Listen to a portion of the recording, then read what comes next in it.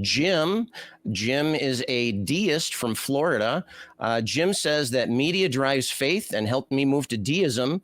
Things like the Da Vinci Code helped get out of Christianity, along with God is not great. I'm assuming that's a reference to the late, great Christopher Hitchens. Jim, can you hear me okay? Yes, thank you. All right. What's on your mind today, Jim? Yeah, well, I started off in one perspective, but that 40-minute was brutal. So if I can maybe comment a couple things from Sure. the last caller is, if I can move, like history dictates the direction of faith. So he needs to do his research, to look at the Nicene Council and understand how Christianity was formed. And the other thing is, if he wants to, and if you want to dictate the direction of Scripture and the what's going on in the Middle East, research al Nakba and understand what happened in Palestine 50 years ago, 60 years ago, and understand the direction of what happened and see what's happening now. So I'm going to leave it on that. Okay. That's my political reference. Okay.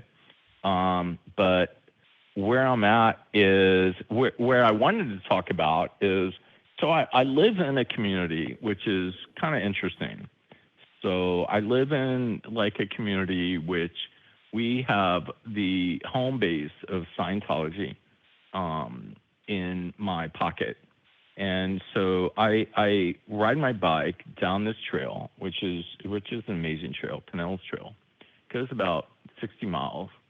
And you go past these humongous buildings, and every day you see, you ride past it, and you see droves of buses with people that get out of these buses.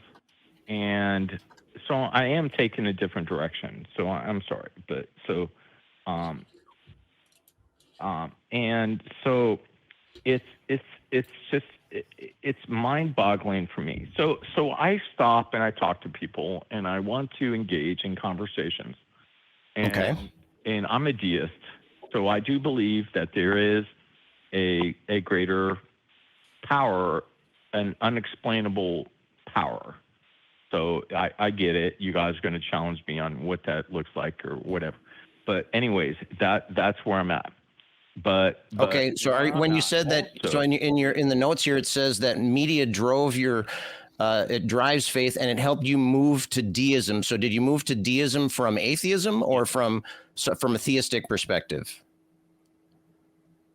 From theistic perspective, I was raised Orthodox, very, very, very much, and then my love of my life was Catholic. And she went through a terrible situation in Catholicism where they did not accept her, and she wanted to get out of it, and they kept on asking her to pray harder, and she couldn't do it enough. So she got an annulment after she got the shit beat out of her, so for me, I was raised Greek Orthodox. Her and I connected. We went on a kind of a pilgrimage for 2 years, and at the same time, what I'm trying to say is, like, media kind of helped me to bridge that gap. I read the Da Vinci Code, and I understand that, like, he is not necessarily atheist, or he had a perspective that shed some light on things that made me like. You're talking about Dan Brown, the author? Dan Brown, yes. Yeah. Okay. Dan Brown, and so let me fast forward. So fast forward, I'm now I hold on. All right, hold on. So I'm sorry, Scott. I'm sorry. So Yeah. all right. You were with somebody who you met her and she had previously had an experience with the church and they rejected her. Okay. Right. And then you met her and got together.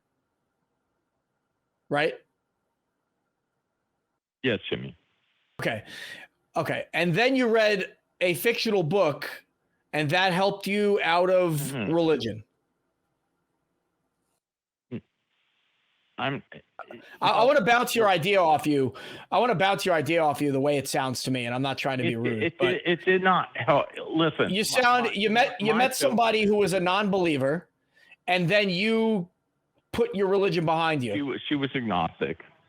Okay, agnostic, but I kind of feel like there's some outside influence. Hold on. I find it. I just kind of feel like there's a little bit of outside influence that helped you along, and not just the media. But I mean, you dedicated your life to a woman who was a non-believer, and that, I think, in you also following the same route that she did is significant. And I want to also add that, Jim, you are not alone in your journey, because so many people are my buddy backstage, Kelly Laughlin. I could speak on his behalf. Myself, when we came out of Christianity, we found these other religions that were less Christian, right? Kelly started exploring Eastern religions. I claimed to be a Taoist for a little while. I think that a lot of people come out of their religion and they find something a little bit less dogmatic until they've kind of taken the final step to call themselves an atheist, right? And so I'm not saying that you are going to eventually call yourself an atheist, but obviously you had an experience, or your circumstances changed into which you didn't see any credibility in the dogma that you were brought up, and so you shedded that for something else that was a little bit less dogmatic. That's not all that unique. I mean, that's actually pretty common. And so I wanted to get your thoughts on that, Jim. And please, I'm not trying to be disrespectful, but we're kind of beating around the bush here, and I kind of wanted to sink my teeth into something. And I feel like what you're sharing with us is significant because it's a common story.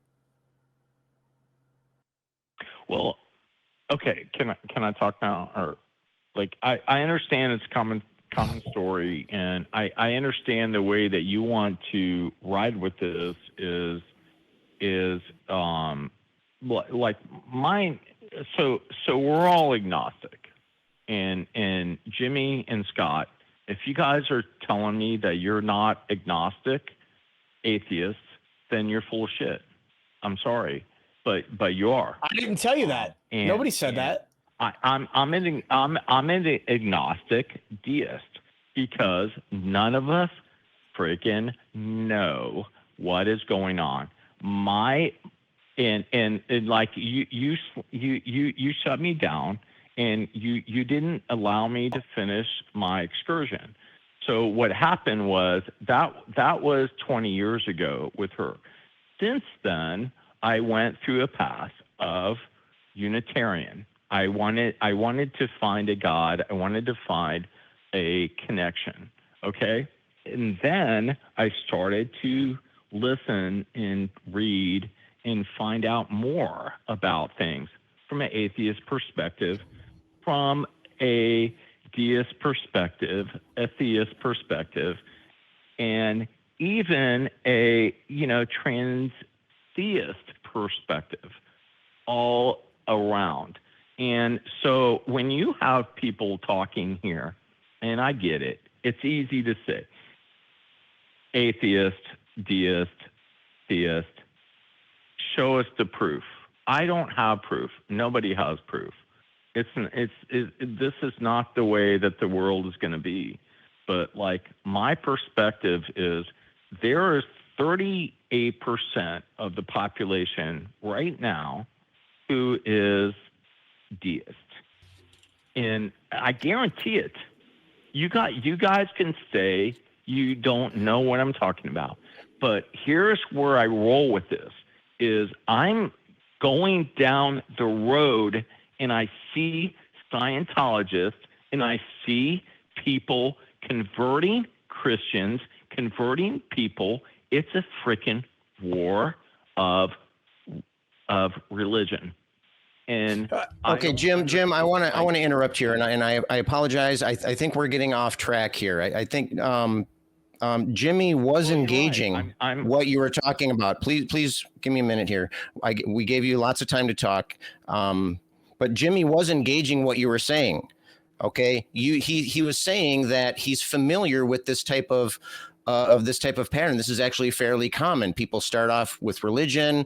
They find questionable things in the texts or in people or in the policies or in the tenets and that kind of thing. So maybe they dial it back a little bit, maybe becoming a deist, maybe becoming a Unitarian, maybe switching to a more liberal approach to their religion, a little bit less extremist and that kind of thing.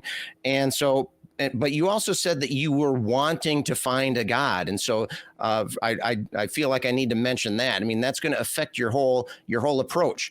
What we're interested in, and you kind of called us out at the beginning, and I think you called it correctly, is that when you said that you're a deist and you believe that there's a creator, yeah, we want to know why you believe that. And I'm not saying that I'm asking for a hardcore proof, but what we want to know is your belief reasonable? Is it based off of any kind of evidence, or is it just based off of emotional responses? Being confident that something is true is an emotional response. Confidence is an emotion, and it affects it works itself out in your brain the same way as things like anger and the things like love and anything that can be classified as an emotion. And so as we all know, anybody who's gotten up in the morning and hasn't had their coffee yet, people can get angry for bad reasons. We know that people can be happy for bad reasons. We know that people can be sad for bad reasons. We also know that people can be confident of certain things for bad reasons.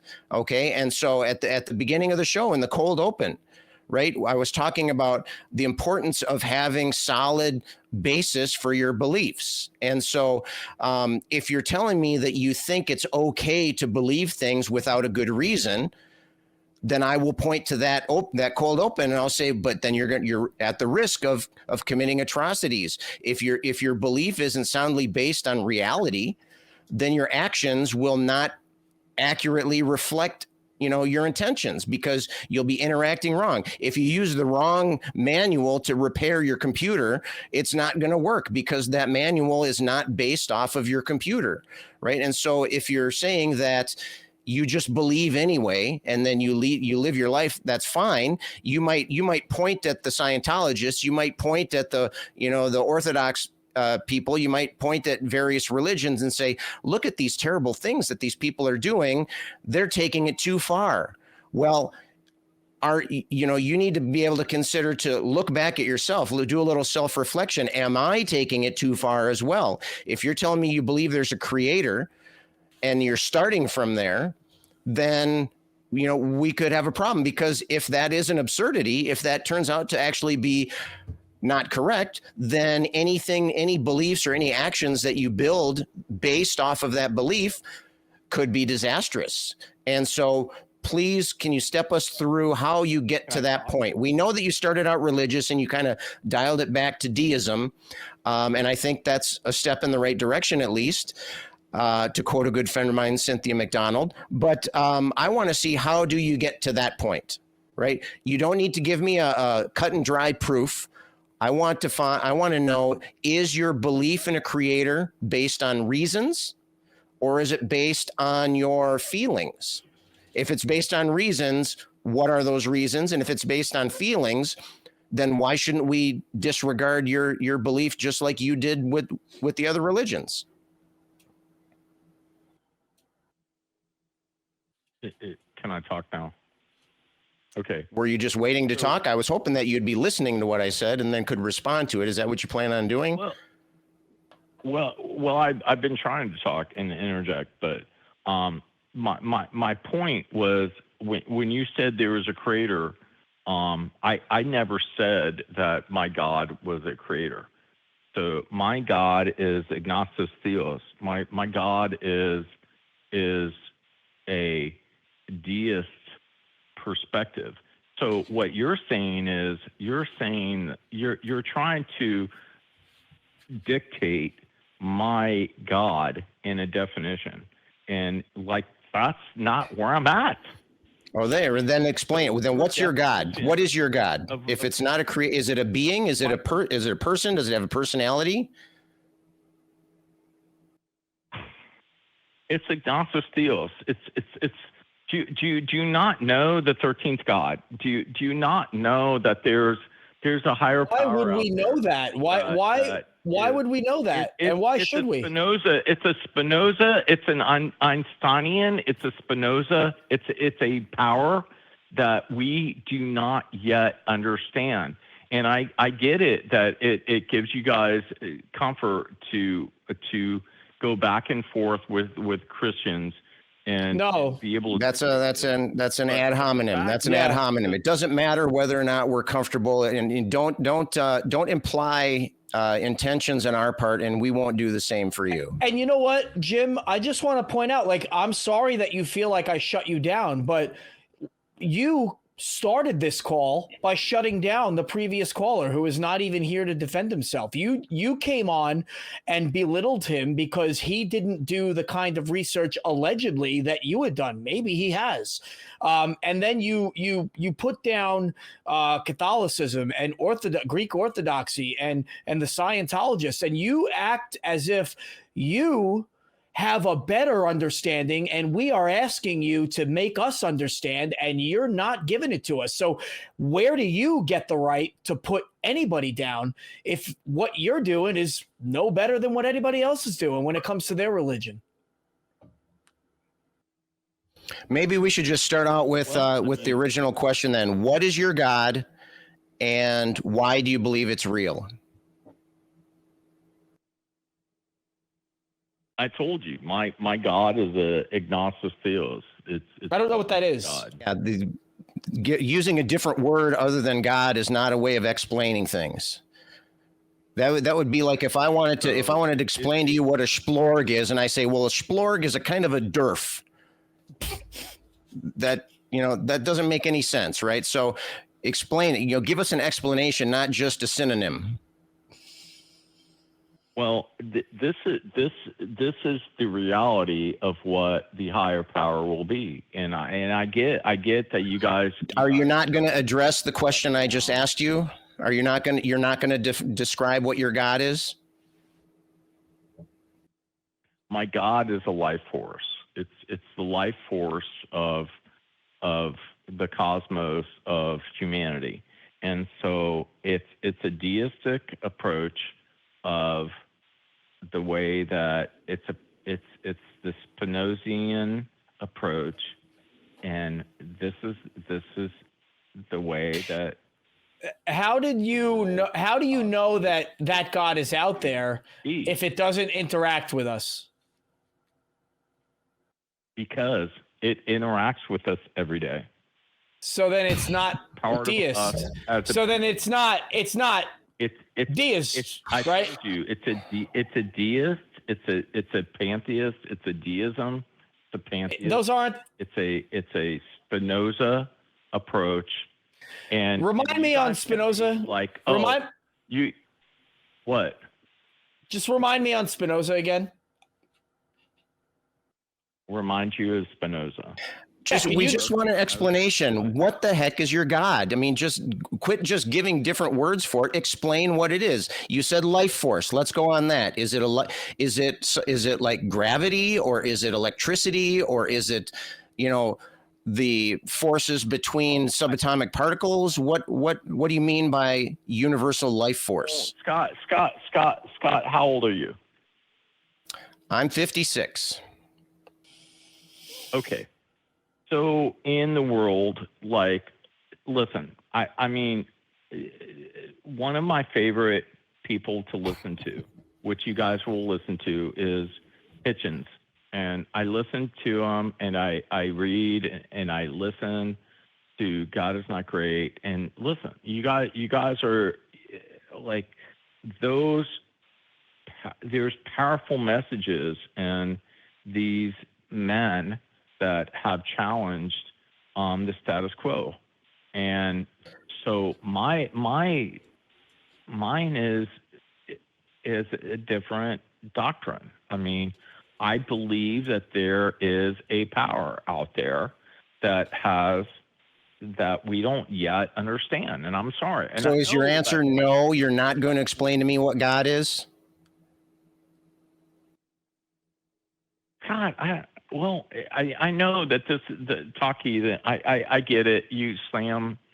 Don't attack us. I didn't slam anything. The phrase I just uttered has a question mark at the end of it. It's not a comfortable thing to say. It's not as easy as like slamming down, like going like, hey, listen, just read the Nicene Creed. Like you can get out. Okay, well, let me suggest something. Let me propose something here. I understand that you probably have some thoughts and emotions and feelings around this topic, and maybe have a difficulty in expressing those topics. Perhaps you even in the past have learned that when other people try to describe those feelings and those beliefs, that they use certain words to describe them. Okay, and so when I hear somebody and to be honest, to be straight with you here, Jim, you're really beating around the bush. You're like dancing around the answer to the question. And I'm not saying that you're intentionally being obstructionist or anything like that. You could be doing the best that you can to try to explain something that you have difficulty putting into words, and that's fine. And I don't mean to judge you. And if I'm getting short with you, I apologize. It's merely out of frustration and, to be honest, curiosity on my part. But if you can't explain what you're talking about, then it's hard for us to take you seriously that you're talking about something, especially because what you're doing then is you're assigning beingness. You're saying a life force in the universe, the life force of humanity, but you're unable to describe what that is. And so to me, it sounds like you're doing the best you can to explain some feeling and thought process in your mind and having difficulty finding the words. Do you think that would be fair judgment on my part? Do you think I'm being fair to you when I say that? Yes, Scott. Yes. Okay. So I want to also suggest then, I want to suggest two other things. Go ahead. There is not a faith. Deism does not have a structure to it. My thought process of the agnostic theist, of like, we do not know because we're so small in the world, and if you guys do, then congratulations. If you guys have found this out, then more power to you. But I don't know. There's really no need for that kind of that. It seems like an ad hominem attack. You're kind of just like throwing backhanded insults at us, like, congratulations, you figured it out. We're not making any claims here, Jim. We're not saying that we figured out anything. We're asking you what you figured out and how you figured it out, and we're not getting an answer. And that's where we're at. Can you see it from our perspective? We're trying to, I mean, we the whole purpose of having the show is to discuss this kind of thing. So I'm going to thank you as well. I find this call interesting in regards to learning. One of the things that I really like about being on the show is I like to learn about how other people view things and how other people think about things. And I said before that to me, it looks like you're struggling with some things that you're having difficulty to put into words, and you agreed with me. And I think that's fine. There's nothing wrong with that. That you know, I'm not saying that you're being a bad person. I'm not even saying that you are being lazy or taking shortcuts or anything like that. But what I'm saying is that if you then take those unsure feelings and those unsure thoughts, and if you put a label on them that that you can't justify applying it, then that's when you run into those risks. That's what these other religions are doing. They're doing the same thing that you're doing. They're taking the feelings that they felt. Maybe, the majority of religious people were raised in a religious household. And so they are trained to think along these lines. And so if you want to criticize that they're doing the same thing, then you really need to look at yourself too. Look at that person in the mirror and ask yourself, am I justified in making these claims? I'm perfectly happy with somebody telling me, I have these feelings when I think about the universe, it makes me feel comfortable and safe if I look at it this way, or it makes me feel like I'm on top of things if I can say agnosos theos, or whatever the term that you used, or Spinoza's God, or things like that. But please understand that those are really vague terms, and using them when they're not when they shouldn't be applied can be dangerous. If you're implying that God is a force, well, we do know that there are forces in the universe. It doesn't make really sense to call any of them God, because when people think about God, they think of a person, somebody that can talk. They think about something that can do things, that can take action, that can, to borrow a phrase from Daniel Dennett, that can take the intentional stance, right? That can enact things in the world. And so, to me, it looks like you're just overstating your case. I'm not judging your beliefs in this case. What I'm judging here, what I'm criticizing here, is what you do, what you say based off of those beliefs. And so if you're going to take the extra step and say that it's God, then it's one thing if you're doing that because it helps you to feel comfortable and safe inside, or if it feels right, if it clicks in your mind, if it makes sense to you when you say that, that's one thing. But at the very bottom of it, if you have that much difficulty explaining what you're talking about, then it makes more sense to me to just say, I have these feelings, I can't really explain, what they entail, and then leave it at that. Do you think that would be a more reasonable approach? Or based off of what I just said, do you still think that the extra steps that you've taken are justified?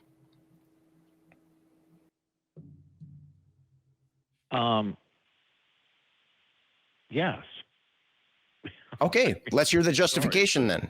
Then that's what we want. That's the meat that we want here. We've had the salad, we've had we've eaten, we've filled up on bread, but I saved a little room for the steak. So I want to know the justification behind that.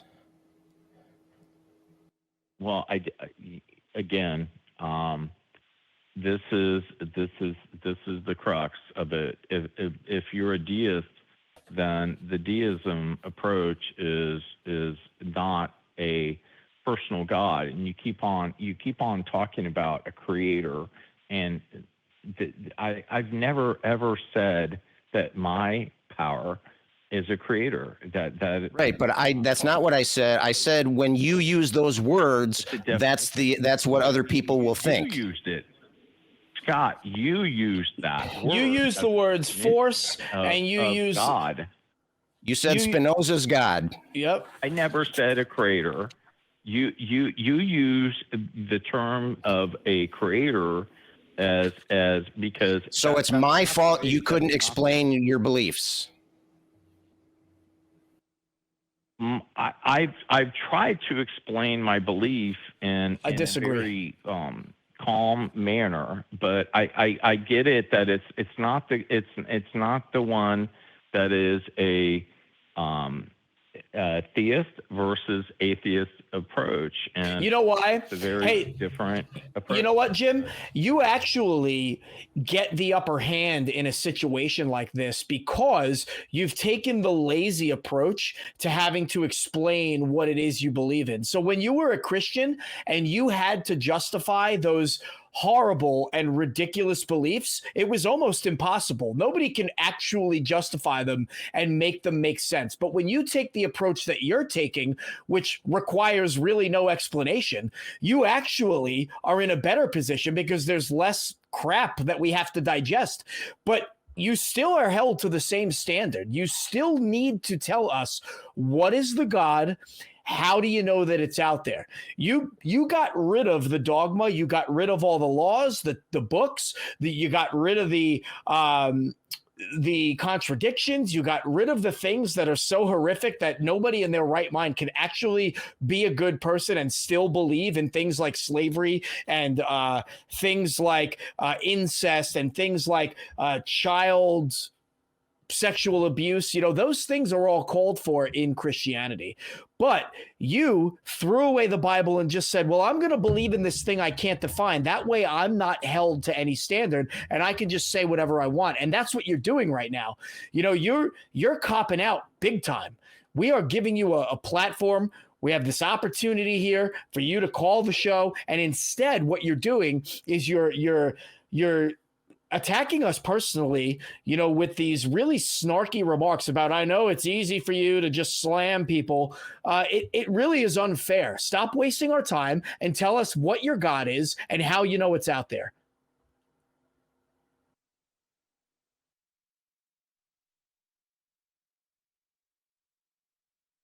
So I've already explained this to you. You have not explained a single damn thing to us. Not only have you not explained it, but you've already admitted that you can't explain it. Right? Well, again. Yes, it's okay to admit that. I know. Listen, I appreciate you guys' conversation. I know that I can't. I know that the known voice, someone just said I have a known voice, but no, it's not. You don't even know what you're talking about. That wasn't for you. That wasn't about you. But this is great. Anyways, I appreciate. I want to have some banter. I want to be able to express myself. And listen, you guys, I appreciate the time. And I'm sorry, Jimmy and Scott. And yes, I do not have. Okay, Jim, get off your high horse the next time you call us, and come with some actual talking points. Well, I think Jim, I'll give you a little bit of credit here. I can tell that you're struggling with some things that are going on in your mind, and if they're difficult to explain, then that's fine. I'm not saying that you shouldn't do that. I'm not saying that you shouldn't try to explain things. And to be honest, I think the discussion that you've just had with the two of us can help you to clarify some areas where you're not sure. And I think it's okay to be not sure. It's okay to have feelings like that, especially if you were raised religious. There's going to be some things, your brain develops, during the first 20, 25 years of your life. And sometimes there's things that get in there that are hard to reverse. Some people spend years and tons of money to try to fix things from their childhood. And whether or not you want to call it trauma, it's a separate issue, but it's just a part of your life that was part of your childhood. And so it's okay to just say, I have these thoughts and this inclination and this desire to believe this way. What I'm saying is that that's fine. Just don't overstate your conclusions. Okay. J. Mike taught me a great phrase, and that is, he's saying underdetermined. What that means is that when something is underdetermined, that means it's not been justified to the point that you're claiming it's justified. Maybe it's not. You can't figure out exactly what category something should be in, then don't pretend that you know what category something should be in. If you're not sure what your God is, then if you continue to call it a God, people are going to make assumptions about what you're talking about, because people have an idea of what God means. When we have a discussion about God, we're usually talking about, like I said, about people and that kind of thing. I understand that that's not what you meant. I'm not saying that. I'm not trying to imply that you meant to say it was a creator. But what I'm saying is that if you use the word like God, and if you say that there is a life force, there is this, there is that other thing, then people are going to make assumptions about what you mean. And if you mean to imply a sense of confusion or seeking or vagueness or that kind of thing, then just say that. and be done with it. And you know, if you overstate things, then people are going to make the wrong assumptions. And so I want to thank you again for calling. I think we're going to wrap the call here. We do have a couple other things that we want to do at the end of the show here. I want to thank you a lot for calling. I really love these kinds of conversations. And to me, it's just fascinating. I consider myself to be a student of the human condition of humanity. And so I just love listening and trying to figure out how people work. And so in that regard, Jim, I thought your call was awesome, and I really enjoyed this conversation. But I would suggest that, you know, think about the things that we suggested. I'm not saying we're right and you're wrong. I'm not saying that we know what we're talking about and you don't. I'm just saying, you know, we'll listen to your perspective. Now, give us the courtesy of listening to our perspective as well. I'm not implying that you didn't do that. But then maybe give us a call back at some other time, and maybe we can start getting down into some of these details. Spend a little bit of time thinking about this God. If you can't name it, or if you can't explain it, or you can't describe its characteristics, then maybe it's not a thing in the way that you think it's a thing. And I'll give you the last word here. We'll give you 10, 15 seconds. Do you have any last comments before we wrap this call up? No, Scott and Jimmy, thank you so much for your perspectives, and I appreciate it. And yeah, absolutely. And again, my perception of a higher power is an unknown. Okay. So there, you know, it's funny. You guys can it does not dictate a direction. It's something that we won't find out today, tomorrow, in 1,000 years, in 1,000,000 years, or possibly. So that's where I'm at, and I'm sorry that I don't have a name for it. You don't need to apologize, Jim. You know, we all struggle with things. We all try to figure life out. We all try to figure out things in that we see in front of us. But we appreciate your call, and so I'm going to hang up now. But hopefully we can talk again some other time. So thank you so much.